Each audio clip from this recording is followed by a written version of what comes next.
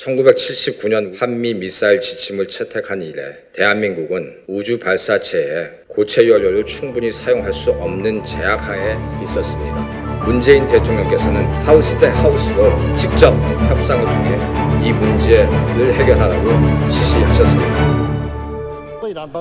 안녕하십니까. 오밀리터리의 오동료입니다. 오밀리터리는 한 주간의 주요한 국방 뉴스를 리뷰하는 오밀의 밀리터리 인사이드라는 코너를 새로 만들었습니다.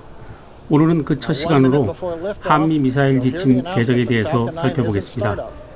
한미 미사일 지침 개정은 이번에 4차 개정인데요. 우주 발사체에 고체 연료를 사용할 수 있게 했다고 하는 것이 그 핵심입니다. 김현중 청와대 국가안보실 2차장이 앞서 그 영상에 나오는 걸 보셨다시피 2020년 7월 28일부터 우주 발사체에 대한 고체 연료 사용 제한을 해제하는 2020년 미사일 지침 개정을 채택한다. 이렇게 밝히고 있습니다. 우리가 불과 일주일 전만 해도 한국군의 첫 전용 통신위성인 아나시스 2호를 펠컨 9 로켓에 실어서 미 공군기지에서 발사하는 영상을 우리 국민 모두가 시청을 했었는데요. 이제는 그 로켓을 우리 손으로 발사할 수 있는 길이 열린 겁니다. 그래서 대한민국의 모든 기업과 연구소, 대한민국 국적의 모든 개인은 기존의 액체 연료뿐만 아니라 고체 연료와 하이브리드형 등 다양한 형태의 우주 발사체를 아무런 제한 없이 자유롭게 연구 개발하고 생산, 보유할 수 있는 길이 열린 겁니다.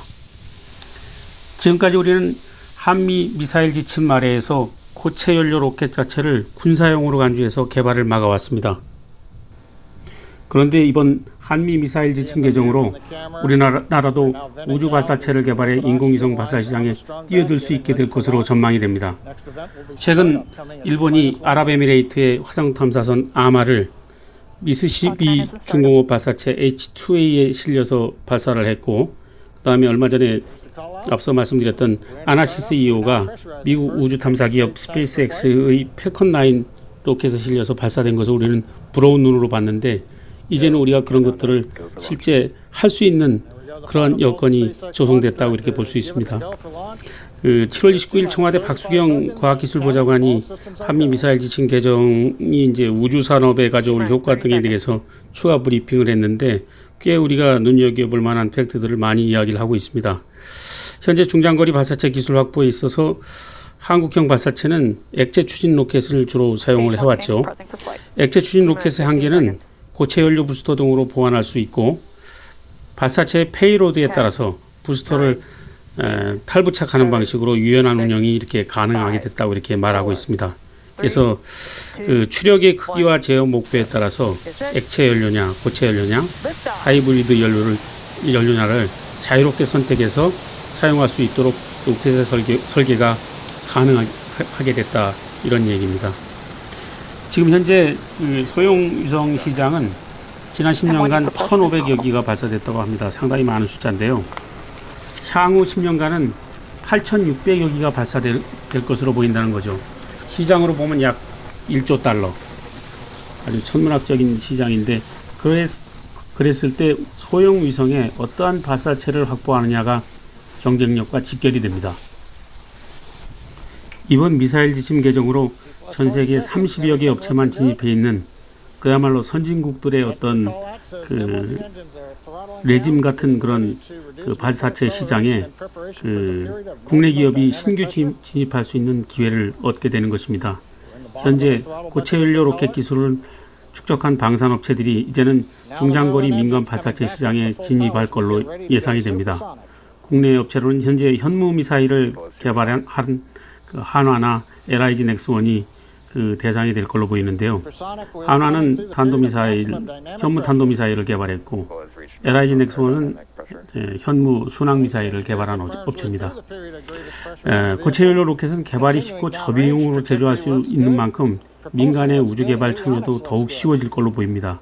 현재 국내 58개인 위성 관련 기업은 70여 개로, 종사 인력도 현재 880여 명 수준에서 1,000명 이상으로 증가할 것으로 청와대는 분석을 했습니다.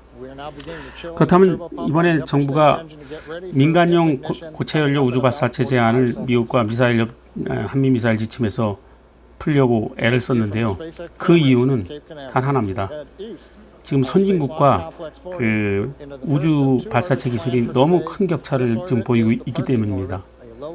한국과학기술기획평가원이 작년에 내놓은 보고서를 보면은 항공 우주 분야 최고 기술력을 보유한 미국의 기술을 100이라고 했을 때 한국의 우주 발사체 기술 수준은 60%에 불과합니다. 기술 격차는 17년이나 나고요. 이는 유럽이나 다른 나라에 비교했을 때는 마찬가지입니다. 유럽의 95%, 중국의 89%, 일본의 86%에 도달해 있는 수준입니다. 그나마 EU, 중국, 일본에는 크게 떨어지지 않는 걸로 나타나고 있습니다. 지금까지 한국은 나로, 누리호 등 우주 발사체를 액체 연료를 활용해 개발해 왔고요. 반면 일본은 고체 연료 발사체 관련 제약이 없습니다. 일본은 꾸준히 고체 연료 로켓 기술을 발전시켜가면서 H2나 H3 로켓에 보조 엔진으로 고체 연료 부스터를 장착을 하는 등 탄력적으로 운영을 해서 국제 로켓 시장에서 상당한 점유율을 높여가고 있습니다. 이번에 고체 연료 로켓 사용 제한 족쇄가 풀림으로써 군사 부문에서 큰 변화가 예상됩니다. 액체 연료 미사일은 알려진 바와 같이 연료 주입에 한두 시간이 걸리는 바람에 군사작전 효율성을 크게 떨어뜨리는 것으로 알려지고 있습니다.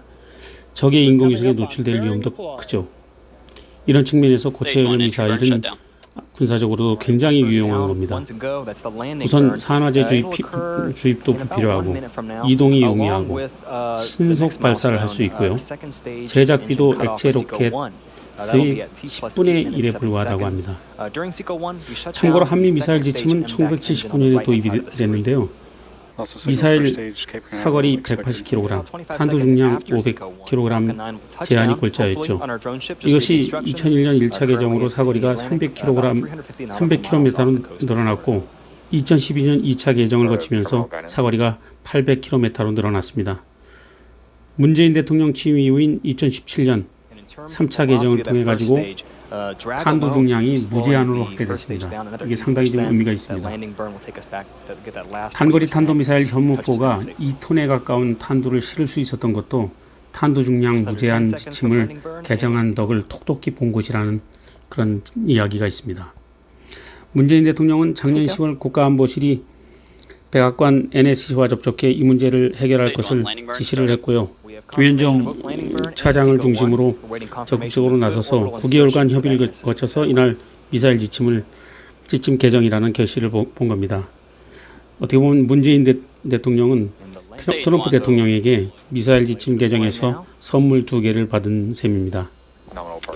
하지만 이번 한미 미사일 지침 개정에 사거리 제한 해제는 포함되지 않았는데요. 김현정 실장 설명을 보면 최근 현무포를 보면 우리가 왜 800km면 충분하다고 생각하는지 알 것이라고 이렇게 얘기를 했습니다.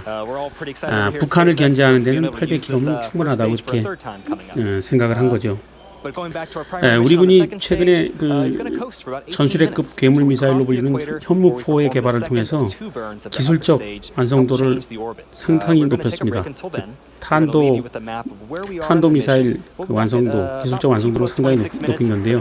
이르면 내년부터 양산에 돌입할 것으로 보이는 이 현무4 미사일에 대해서 문재인 대통령도 지난 7월 23일 대전에 ADD를 찾아서 새 탄도미사일, 이 현무4 미사일의 발사 성공을 사실상 공식화했습니다. 현무4 미사일 개발 기술을 바탕으로 정찰 위성 발사에도 속도가 붙을 것으로 보입니다.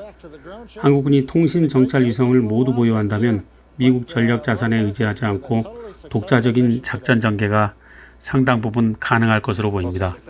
우리 군은 이미 1조 2천억 원을 투입해 정찰위성 국내 개발 사업을 지금 추진하고 있습니다. 현재는 우리가 자체 정찰용 인공위성이 하나도 없이 미국이 제공하는 위성 정보에 의존하고 있습니다. 하지만 우리가 자체적으로 고체 연료 우주 발사체를 개발할 수 있다면 정찰 능력도 더 빨리 키울 수 있을 겁니다. 그렇게 되면 전작권 전환도 문재인 정부 임기 안에 그렇지 못하더라도 최대한 앞당길 수 있을 것으로 보입니다. 계획대로 우리가 2020년대 중후반까지 자체 개발한 고체 연료 발사체를 이용해 적에도 군사정찰 위성을 다수 확보하게 된다면 우리의 정찰 능력이 일명 깜빡이지 않는 눈이라고 하죠. unblinking eye, 그런 수준이 될 것으로 보입니다. 아무튼 이번 한미 미사일 지침이 개정돼 우주 발사체에 대한 고체 연료 사용이 가능하게 됐다는 것, 우리한테는 경사스러운 일입니다. 한반도 상공을 24시간 감시하는 군사정찰 위성을 우리 손으로 발사할 수 있게 된 거죠. 미국이 비공식적으로 ICBM 기술 개발을 허용한 거나 마찬가지인데요. 중국의 확장을 견제하려는 의도가 보입니다. 꾸준히 협상을 진행하고 톱다운 방식으로 성공시킨 국가안보실 김현종 차장도 상당히 애를 많이 썼고요. 이를 가능하게 한 우리 과학기술자들에게도 큰 박수를 보냅니다. 감사합니다.